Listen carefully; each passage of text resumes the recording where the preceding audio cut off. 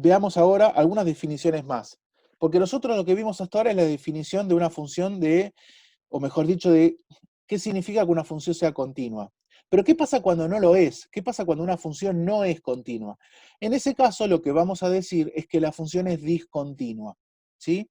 Entonces, una función se dice discontinua en x sub 0 si no verifica una o más de las condiciones de la definición de continuidad. Recuerden que las condiciones de continuidad eran tres: que exista la función, la primera; la segunda es que exista el límite de un número finito, esa es la segunda; y la tercera es que el límite sea igual a la función, ¿sí? Eran tres condiciones que se tenían que dar para que la función sea continua en ese punto.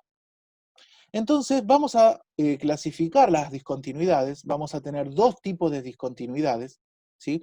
Una función que no es continua puede presentar alguna de las dos siguientes discontinuidades, tipos de discontinuidades.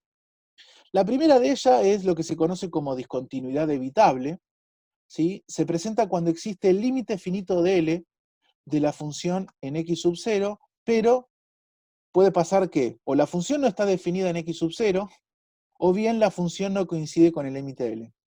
O sea que una discontinuidad evitable lo que está diciendo es que la condición 2, la de que existen los límites laterales y por lo tanto, bueno, existen y da un número real, y bueno, ese número real termina siendo el límite de la función.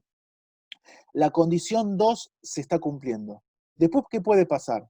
O que la función no exista, no esté definida en x sub 0, o sea que no se cumple la primera condición, o que exista la función, el límite ya dijimos que existía, se cumple la primera, se cumple la segunda condición, pero no se está cumpliendo la tercera condición, ¿no? O sea que el límite y la función no son iguales. Entonces, en este caso, cuando sí se cumple la segunda condición, pero está fallando o la primera o la tercera, decimos que lo que tenemos es una discontinuidad evitable.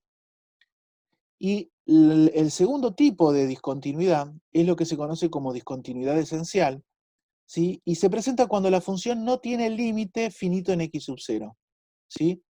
O sea que puede que el límite de infinito, más infinito, menos infinito, o la otra opción es que directamente el límite no exista, ¿no? Que el límite lateral por izquierda y el límite lateral por derecha den distintos valores, o uno de un número y el otro de infinito. Así que en ese caso, cuando no se cumple la segunda condición de continuidad, lo que tenemos es una discontinuidad esencial.